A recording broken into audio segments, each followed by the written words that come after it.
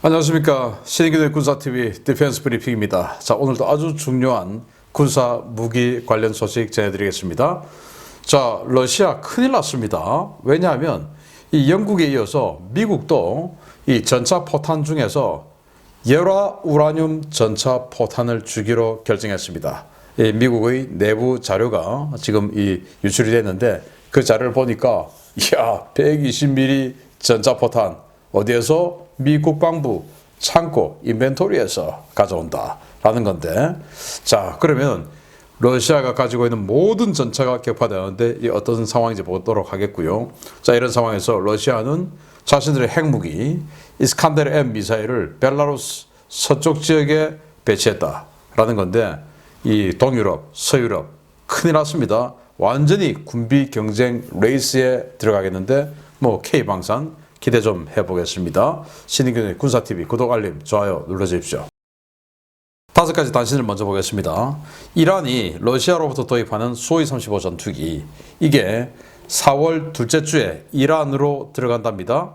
14대가 1차분으로 들어가고 이제 추가로 또 2차분이 들어가는데, 이 소식부터 미 해군이 스텔스 AI 미사일이죠. 대한미사일 LRA-SM 그리고 토마호크 블락 4 보유량을 2배로 늘리기로 했다라는 소식까지 보도록 하겠습니다. 첫 번째입니다. 이란이 24대를 도입하는 수호이-35S 전투기 가운데 1차분 14대가 이르면 이번 주말 자력 비행을 통해 이란으로 반입된다는 소식입니다. 후속 군수 지원을 위한 각종 부품과 무장들이 먼저 러시아 수송기를 통해 이란으로 반입되었고, 다음 주 이란에서 부대 창설식을 시작으로 전력화 작업이 본격화될 예정인 것으로 전해졌습니다. 입만 열면 거짓말이 자동으로 튀어나오는 러시아가 이번에는 모든 레이저 전파를 95%까지 흡수할 수 있는 세계 최고의 스텔스 도료를 개발하는 데 성공했다고 주장하고 나섰습니다. 러시아 국립 특수 무선 재료 중앙 설계국이 기존 수호이 57은 물론 일반 항공기에도 제공할 수 있는 최신 스텔스 도료를 개발했다고 밝힌 것인데, 과연 주장만큼 성능이 나올지 모르겠습니다. 루마니아가 노후 보병 전투장갑차를 대체하기 위한 4세대 IFV 도입 사업에 착수한다는 소식입니다. 298대 규모의 이번 사업에 미국 제네럴 다이나믹스의 아스코드 장갑차가 가장 먼저 출사표를 던졌는데, 우리나라의 AS-21도 이번 사업 수주를 위한 외교적 노력을 시작해야 할 것 같습니다. 페루가 당초 178대의 미 육군 스트라이커 장갑차 재생품을 구입하려던 계획을 폐기하고 한국의 K808 차륜형 장갑차를 도입한다는 소식입니다. 최대 99대를 도입할 예정인데 사업 규모는 약 2,500억 원 수준인 것으로 알려졌습니다. 미 해군이 현재 약 500여 발 정도에 불과한 LRA-SM과 제즘 계열 미사일 재고를 수년 내에 2배 이상으로 늘리는 방안을 추진 중이라는 소식입니다. 당장 내년 예산안부터 이들 미사일의 발주량을 크게 늘리고 토마호크 미사일의 경우는 생산량을 6배 늘리는 방안이 준비되고 있는데, 이제 미군도 미사일 물량 공세를 준비하는 모양입니다. 이번 우크라이나 전쟁 기간 중에 이란이 러시아에게 샤히드 136 이 자폭 드론을 대량 공급했죠. 그 대가로 수호이-35 전투기, 이집트가 원래 사려고 했던 거, 만들어 놨던 거, 이걸 이제 24대를 이란이 가져가게 되는데, 그 중에 14대가 이 4월 둘째 주에 이란으로 들어간다. 자력 비행해서 간다는데, 카스피해만 건너면 러시아에서 이란이니까 자력 비행 충분하죠.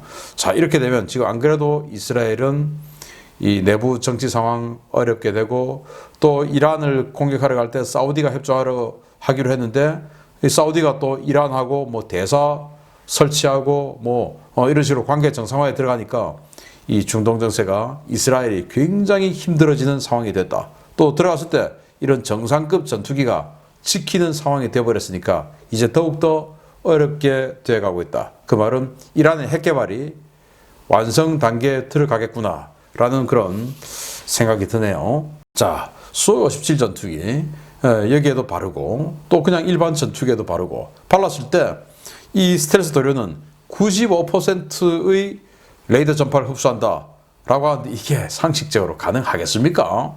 저도 뭐 문과라서 이 과학적으로 반박을 하지는 못하겠지만 이게 되겠냐라는 말입니다. 러시아가 이 최초의 이 팍파 이 수-57 팍파를 개발할 때 무슨 뭐 플라즈마 스텔스 이런 설들이 막 흘러나왔죠. 이야, 정말 뭐 대단한 기술인데 그게 말이 되냐? 라는 거였는데 사실 말이 안 됐고 지금 플라즈마 스텔스 풀자도 지금 안 나오고 있죠. 그런데 페인트만 칠하면 95% 스텔스 레이더파를 흡수한다.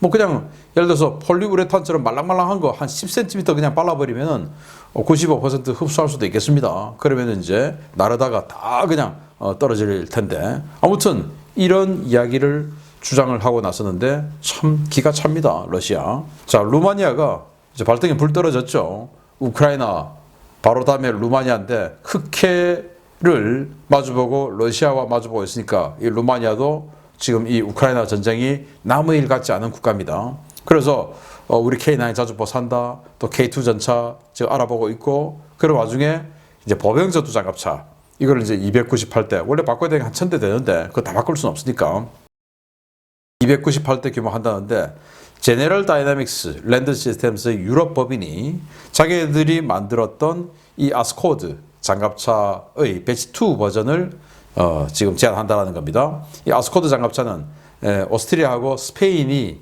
제네럴 다이나믹스 랜드 시스템스의 유럽 법인에 의뢰해서 만든 버전 바로 이거예요. 그런데 이거가 베이스가 되어서 영국의 AJAX 장갑차가 되었고 그게 뭐 오랫동안 문제가 있었고 뭐 하여튼 그런 스토리가 있는 건데 이게 우리가 팔게 하고 손을 먼저 들었어요.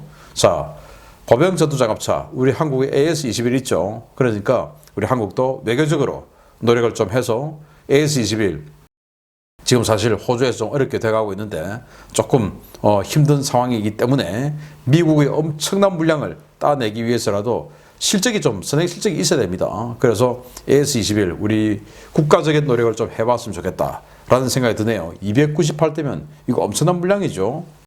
자, 페루가 중고 스트라이커 장갑차. 그 미국이 이제 스트라이커 장갑차 폐기한 거 많죠. 그거를 재생하는 재생품을 가지고 대량으로 도입을 하기로 했는데 이 견적 내 보니까 가격이 너무 비싸요. 그래서 대당 58억이랍니다. 재생하는데 그런데 이 사람들은 페루는 예산이 2,500억밖에 없어요.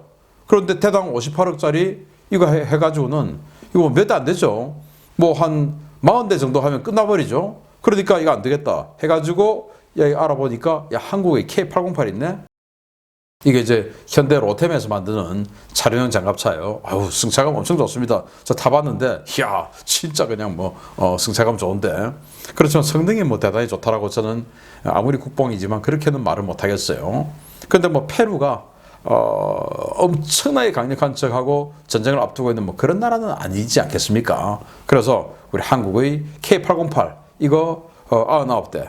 그러니까 우리 이 K808이 뭐 18억 뭐 이 정도 됐는데 이게 한 25억이니까 프로그램 코스트로 하니까 이제 여기에 이제 부품하고 운송비하고 또 탄약하고 이런 거 좀 줘서 뭐 이렇게 하겠다고 하는데 드디어 K808도 팔리네요. 이야, 싼 장갑차를 만드니까 또 싼 시장이 또 있네요. 성능은 정말 이거 북한 같은 어마어마한 화력을 가진 나라하고 싸우기에는 정말 성능이 안 좋은데 그래서 이런 거 가지고 어떻게 우리 병사들 태우고 갈 수 있냐라고 제가 생각했는데 그래도 페루 같은 나라에는 팔립니다. 정말 희소식입니다. 자, 미 해군이 이 LRASM 그리고 제즘 이런 것들을 지금 500발 정도 가지고 있는데 이걸 수년 내로 2배로 늘린다라고 하고 그리고 요거들은 좀 비싸니까 2배 정도 하고 그리고는 이제 토마호크 이거 싸니까 160만 달러 정도 하니까 이거는 뭐 6배로 생산량을 늘린다 라고 했어요. 왜냐, 우크라이나 전쟁 보니까 탄약 소모량이 장난이 아니구나 알게 되었죠. 그래서 미국이 이렇게 대폭 늘린다 라는 소식 들어와 있고, 자, 중요 소식 들어갑니다. 첫 번째입니다. 러시아가 핵탄두 탑재가 가능한 익스칸데르 M 탄도미사일 일부를 벨라루스군에 이관했으며 러시아 모처에서 벨라루스 운영 요원들에 대한 교육 훈련이 시작되었다는 소식입니다. 이 미사일은 교육 훈련이 끝나는 대로 벨라루스 서부 국경 지역에 배치될 예정인데 나토 각국의 미사일 방어 시스템 구입에 속도가 붙을 것으로 보입니다. 최근 러시아가 벨라루스에 전술 핵무기를 배치하기로 결정함에 따라 벨라루스군 운용 요원들이 러시아 서부 군광구 관할 지역으로 장비 운용 교육과 인수를 위해 입국했다고 러시아 워싱턴 소식통들이 현지 시각 4월 6일 리포트했습니다. 이번 조치는 현지 시각으로 4월 4일 세르게이 쇼이구 러시아 국방장관의 이스칸데르 M 이관 완료 선언과 관련된 것인데요. 쇼이구 장관의 발언 하루 전인 4월 3일부터 벨라루스군 운용 요원들에 대한 장비 운용 교육이 시작되었다고 소식통들은 전했습니다. 이와 관련해 벨라루스 국방부는 텔레그램 채널을 통해 밝힌 공식 입장문에서 벨라루스군 장병들은 이스칸데르 M 미사일 시스템의 전술 핵무기 운영과 유지에 관해 학습하고 훈련받을 것이라며 이들은 러시아에서 완전한 훈련 주기를 마치고 장비와 함께 귀국할 것이라고 밝혔습니다. 벨라루스에 인도되는 이스칸데르 M 시스템은 한 개 대대 분량으로 최소 4대의 발사 차량이 이관된 것으로 알려졌는데요. 여기서 발사되는 미사일은 최대 사거리 500km, 비행속도 마하 6에서 마하 7의 준탄도미사일로 정말 단계에서 회피 기동이 가능한 이스칸데르 시리즈의 최신 모델입니다. 러시아는 지난 2019년 미국과의 INF 조약이 공식 폐기됨에 따라 해당 미사일에 150에서 300킬로톤급 전술 핵탄두를 탑재하기 시작한 것으로 알려졌는데요. 벨라루스가 나토 국경 지역에 해당 장비를 배치할 경우 발트 3국과 폴란드 전역이 이 미사일의 사정권에 들어가게 됩니다. 이와 관련해 알렉산드르 루카센코 벨라루스 대통령은 이번 조치는 시작에 불과하며 필요하다면 러시아군의 전략 핵무기도 벨라루스에 반입될 수 있다라며 서방 측을 위협했는데요. 핵 비확산 레짐을 깨고 불량국가에 핵무기를 이관한 러시아 때문에 동유럽 각국의 군비 증강 속도가 더욱 가속될 것으로 예상됩니다. 네, 이스칸데르 미사일이죠. 이렇게 발사 차량 하나에 2발이 탑재가 되는 미사일인데 장전은 이런 식으로 이제 크레인으로 얹어서도 장전하고 이런 훈련을 벨라루스 군들이 러시아에 가서 훈련받고 그리고 나서 훈련 다 받고 난 다음에 이 군인들이 장비와 함께 즉 미사일과 함께 벨라루스 돌아오는데 이걸 어디 배치하느냐? 서부 지역에 배치한다. 그래서 이 사거리가 500km 넘어요. 이걸 이제 컴파스로 그어보면 폴란드 전역이 사정권에 들어오고 뭐 리투아니아, 라트비아, 에스토니아 같은 발트 3국은 뭐 물론이고 이렇게 되니까 지금 이제 서방 세계가 큰일 났다. 나토가 큰일 났다. 특히나 이게 미국과의 INF 때문에 사거리를 499km라고 발표를 해서 그렇지 이게 사거리가 499km에 불과할 것이라고는 아무도 안 믿죠.